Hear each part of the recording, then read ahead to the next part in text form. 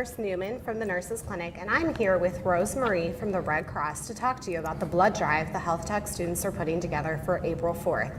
Rose Marie, can you tell us a little bit about what we can do to prepare and how to expect for the blood drive that's coming up? Yes, as you all know, since you are students, that everything you do in life, you have to prepare. So in order to donate blood, you need to prepare so that you can give a healthy 1 pint of blood and maintain a healthy state, feel good, and come back in 56 days or more and donate blood.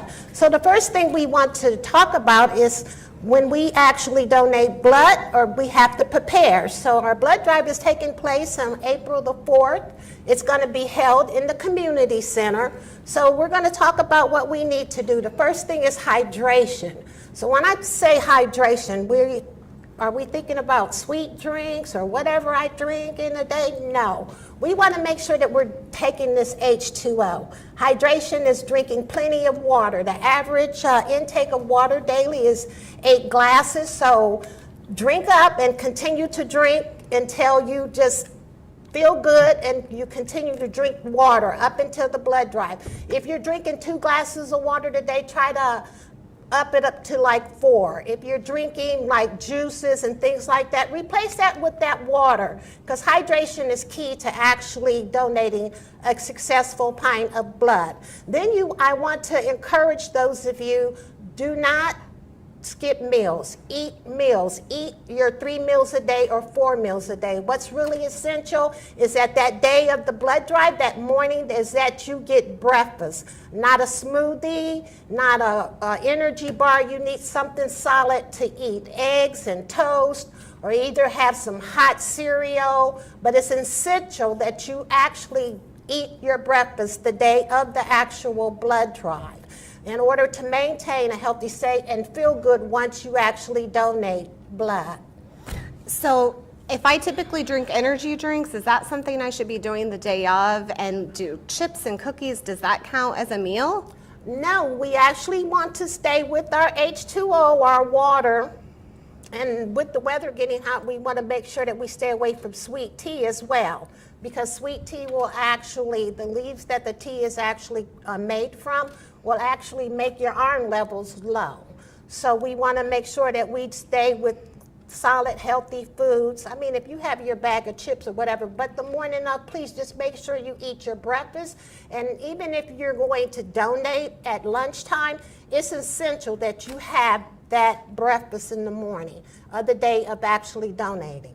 And so if I'm kind of on the fence, maybe I'm not sure I want to donate, should I still do those things anyways? Absolutely, because what's going to happen if you're on that fence and you haven't prepared, you're going to come to the blood drive, you're going to want to donate, and then you're going to say that you've eaten when you actually haven't, and you're going to not have a good experience. Actually, to donating blood, the actual key is to actually eating and preparing and drinking plenty of water.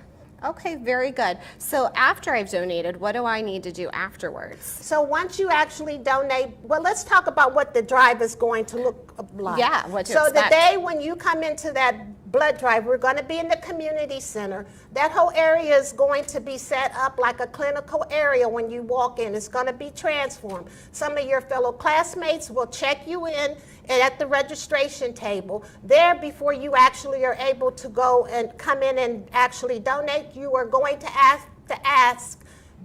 answer a series of questions. It's called a health history questionnaire. I think there's like 62 questions. You can do the rapid pass, but it has to be done on the day of donation, not the day before. So you can complete that, or either you can read the materials when you actually check in. Those of you that are going to be doing the recruitment, make sure that you hand out this parental consent form. This form is for the 16-year-olds. I really ask that everyone gets this form here when they sign up to actually donate, because what this is the actual donation process, and it'll walk you through it, and it's some of the things that you can actually talk to your parents about, so they can actually help you to prepare to actually donate blood. So once you answer the series of questions, you're checked in. There's going to be health history booths that are marked off that you go behind. And when you go into the health histories, you're going to take a mini physical. All those questions that you have answered on your rapid pass, the health history questionnaire will be uploaded in the computer, your ID and everything. So the phlebotomist that will be back there with you, they're going to take your temperature, they're going to do an iron test, they're going to take a pulse test, and if you pass the questionnaire and the questions and the little mini physical that you're given, then you will be brought out to be put on the beds, and that's where you draw the blood. So hey, that's where the big test comes in at. How well did you prepare? Because they say map out an hour to actually donate blood. So within that hour, you have 20 minutes that you can be on that bed and up under the needle. So who wants to spend 20 minutes up under the needle? No one. So that's why your water comes in, and it's key to actually donating and getting off that needle in 7 to 10 minutes, because that's where you want to say. Some people do 3 to 4 minutes. Those are fast bleeders, but they actually have prepared by drinking water and eating their meals.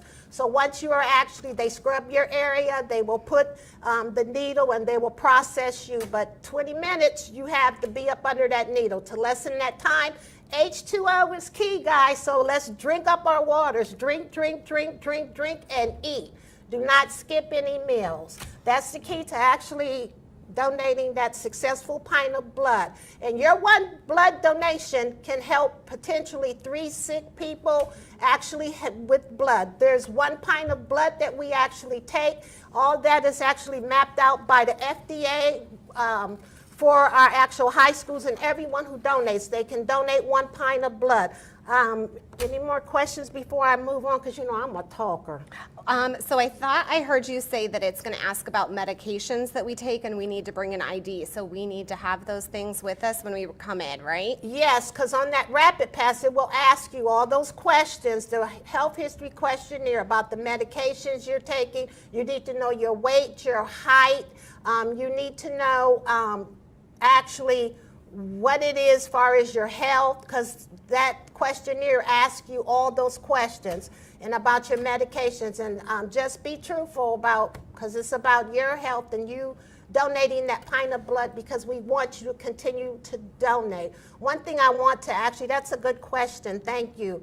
One thing I want to emphasize as well too, do not donate blood if you're not feeling well. That means your sinus cavities, if you come in, you have a headache, just don't do it, even if you're signed up, because I always express blood by giving that best gift. So when you're giving a gift to your mom or to someone that you really care about, you just don't give them any old thing. So think about donating blood as giving that best gift, because you're giving your blood to someone who is sick, their system is compromised, and they need your blood unit, your healthy blood unit, to get well. So let's just think about that when we donate. I love that analogy. Do you want to tell us how we can be prepared after we give blood to recuperate?